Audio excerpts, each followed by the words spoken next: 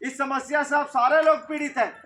इस देश का कानून कहता है कि समानता का अधिकार है, भारत का संविधान कहता है कि समानता का अधिकार है।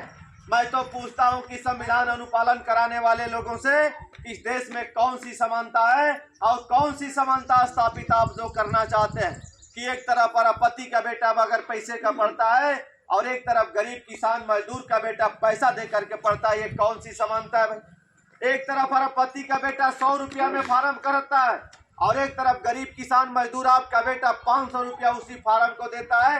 ये कौन सी समानता है? आपका बेटा विश्वविद्यालय में जाएगा पढ़ने के लिए तो विश्वविद्यालय में घुसने से पहले उसको फार्म खरीदना पड़ता है। उस फार्म को आपका बेटा खरीदेगा तो 2000 रुपया लगेगा। उसी फार्म को एसी का अरबपति बेटा खरीदेगा तो 100 रुपया में खरीदेगा। ये कौन सी समानता है? इसी लड़ाई को लेकर के जनता क्रांति पार्टी आप लोगों के बीच में, तो ये लड़ाई गलत है कि सही है? सही है। ये लड़ाई होनी चाहिए कि नहीं होनी चाहिए? होनी चाहिए। आप सोचिए कि आप कहाँ हैं, आप सोचिए कि आप कहाँ हैं। ये लड़ाई जिस दिन आप लड़ करके कामयाब बना देंगे उसी दिन आपके जीवन, आपके भाग्य, आपके सम्मान, आपके चेहरे में परिवर्तन होने लगेगा। लेकिन ऐसा होगा कब?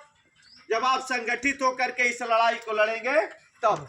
75 साल से इस देश में वोट हो रहा है, 75 साल से इस देश में विधायक बन रहा है, सांसद बन रहा है, सरकार बन रही है।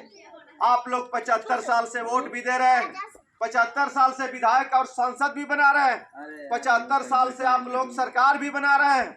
लेकिन आप लोगों ने 75 साल जिनको वोट दिया, जिनके जिनके कहने पे वोट दिया, उन लोगों से अधिक कह दिया जाए कि हम 75 साल से वोट देने वाले लोग और आप सारे वोट लेने वाले लोग, हम लोग एक बार आपका वोट लेना चाहते हैं। हम तुमको 75 साल वोट दिए हैं, तुम हमको एक बार भी अपना वोट दे दो। आपका दिया हुआ वोट कोई भी वापस करने के लिए तैयार नहीं होगा। इसलिए कि वोट लेने वाला वोट की ताकत को जानता है और आप वोट देने वाले लोग वोट की ताकत को नहीं जानते हैं।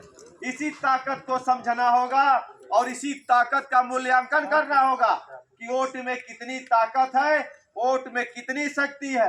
आपके एक वोट से आपके गांव का प्रधान बनता है, आपके एक वोट से आपके गांव का बीडीसी बनता है, आपके एक वोट से यहाँ का जिला पंचायत का सदस्य बनता है, आपके एक वोट से यहाँ का विधायक और सांसद बनता है और आपके एक वोट से इस प्रदेश और देश की सरकार बनती है और उसी वोट से सिपाही, दरोगा, डॉक्टर, मास्टर, इंजीनियर, जज, कलेक्टर बनता है। उसी वोट से ठीका पट्टा मिलता है, उसी वोट से गुंडा माफिया कंट्रोल होता है, उसी वोट से सब कुछ होता है जिस वोट को आप 75 साल से दे रहे हैं। आपने जिनको वोट दिया जाकर के कहो कि हमको तुम हमारा वोट वापस करो, आपको आपकी ताकत का अंदाजा लग जाएगा कि आपको कितना वो लोग मानते हैं जिनको आप 75 साल से वोट दे रहे हैं। तो हम लोग तो बहुत पीछे हैं। तो इसी कारण से हम लोग पीछे हैं कि हम लोग अपनी ताकत, अपनी शक्ति, अपनी वोट को नहीं समझ पाते हैं और अपना कीमती वोट ले जा करके अपने शत्रु को दे देते हैं, अपने राजनीतिक दुश्मन को दे देते हैं। जब वह शासक बन जाता है तो आप ही के हिस्से को लूट करके अपने लोगों को बांटता। आप लोगों ने वोट दिया, अभी लोकसभा का चुनाव संपन्न हुआ, आपने हाथी को वोट दे दिया, मायावती जी को वोट दे दिया, बहुजन समाज पार्टी को वोट दिया।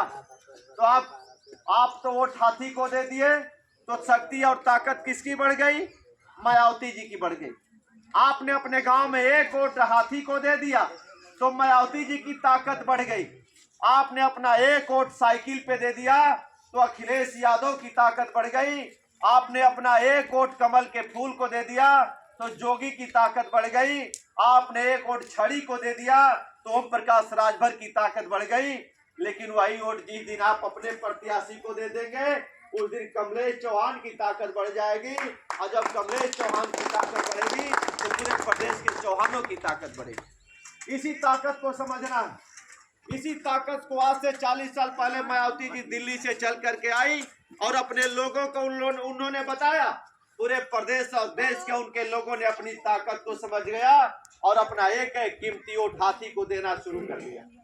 आज से 35 साल पहले मुलायम सिंह यादव जी मैनपुरी से चल करके आए, वोट की ताकत को बताए, उनके लोगों ने साइकिल को वोट देना शुरू कर दिया और इसी प्रदेश में 4-4 बार अखिलेश यादव उनके पिता की सरकार बनी और उनकी ताकत पूरे प्रदेश में बढ़ गई। इसी तरह से ओम प्रकाश राजभर जी बनारस से चल करके आए, गांव में घूम घूम करके अपने वोट की ताकत को बताया, अपने लोगों को बताया। पूरे प्रदेश के उनके लोग संगठित हो गए और अपना एक एक वोट उनके कहने पे देने के लिए तैयार है। इसी तरह से गोरखपुर से संजय निषाद जी चल करके आए, गोरखपुर से चल करके संजय निषाद आए, अपने पूरे प्रदेश के निषाद को समझा दिया और इस उत्तर प्रदेश में निषादों के लिए कानून बना। ताकत को बताने के लिए हम लोग भी आप लोगों के बीच में आए कि आप अपनी